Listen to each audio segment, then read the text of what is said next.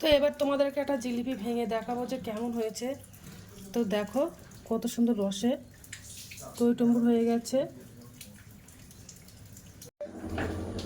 Hello বন্ধুরা, তো আমি আজকে আবার অন্যদিনের মতো নতুন একটা রেসিপি নিয়ে এসেছি। আজকে রেসিপি হচ্ছে মেদিনীপুরের বিখ্যাত মুগ জিলিপি। তো চলো এই জিলিপিটা আমি কিভাবে বানাই তোমরা শেষ পর্যন্ত ভিডিওটা স্কিপ না করে পাশে থেকে দেখার জন্য অনুরোধ রইল। তো চলো। তো দেখো প্রথমে আমি 200 গ্রাম মুগ ডাল নিয়েছি, নিয়ে ভালো করে পরিষ্কার করে জল দিয়ে ধুয়ে 1 ঘন্টার মতো জলে আমি ভিজিয়ে রেখেছিলাম। তো দেখো মুগ ডালগুলো একদম পুরো ভিজে ফুলে গেছে একদম। তো জলটা ঝরিয়ে নেব।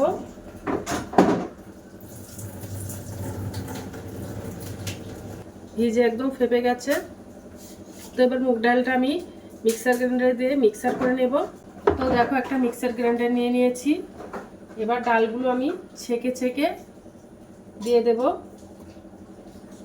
তো দেখো ডালগুলো বাটা হয়ে গেছে, একদম মিহি করে একটা পেস্ট বানিয়ে নিয়েছি। এবার গামলাটিতে দিয়ে দেব।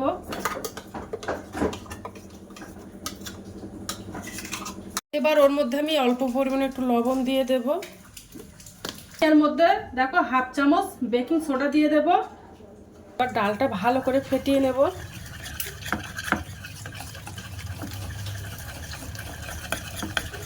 বেশ 5 থেকে 7 মিনিটের মতো হ্যান্ড উইক্স দিয়ে।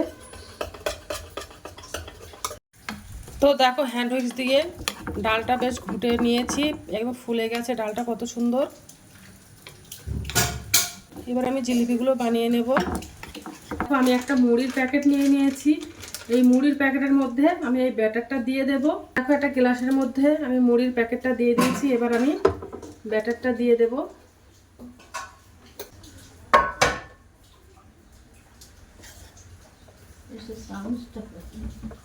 তো মুড়ির প্যাকেটে খুব ভালো হয়নি, তার জন্য আমি আরেকটা বোতলে ভরে নিচ্ছি। তোমরা চাইলে মুড়ির প্যাকেট বা লবণের প্যাকেট অন্য কিছু একটু শক্ত প্যাকেট দিয়ে বানাতে পারো। বোতল নিয়ে নিয়েছি, আর বোতলে দেখো ছিদ্র করে নিয়েছি, নিয়ে এর মধ্যে জিলিপিটা এবার আমি বানাবো।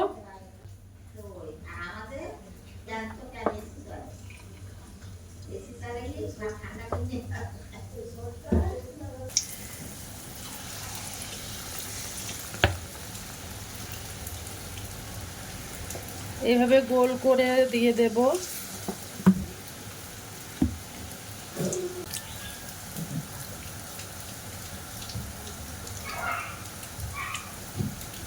এবার জিলিপিগুলো উল্টে পাল্টে দেব, আর জিলিপিটা একটু সাদা সাদা মতো থাকবে, খুব লালচে মতো হবে না। এবার আমি একটা চিনির শিরা বানিয়ে নেবো আগে থেকে। তো দেখো 200 গ্রাম চিনি নিয়ে নিয়েছি। এই বাটির 1 বাটি চিনি 200 গ্রাম, আর এই বাটির আমি 1 বাটি জল দিয়ে দেব। এবার চিনিটা ভালো করে গলিয়ে নেব। ওর মধ্যে সুন্দর একটা গন্ধ আসার জন্য 3টে এলাচ দিয়ে দেব।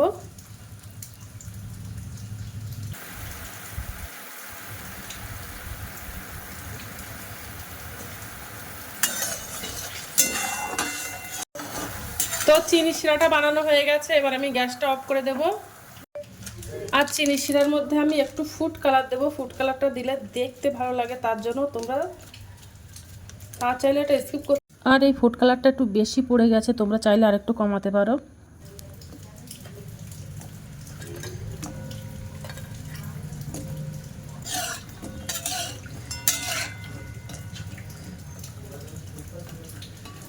গরম গরম জিলিপি ভাজাগুলো চিনির শিরার মধ্যে দিয়ে দেবো, তাহলে খুব তাড়াতাড়ি ভিজে যাবে, তা নাহলে একটু ভিজতে সময় লেগে যাবে।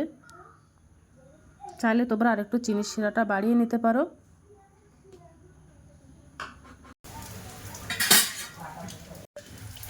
তো দেখো জিলিপিগুলো সব বানানো কমপ্লিট হয়ে গেছে,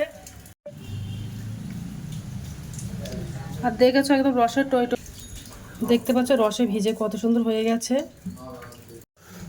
তো এবার একটু জিলিপিটা খেয়ে দেখবো যে কেমন হয়েছে।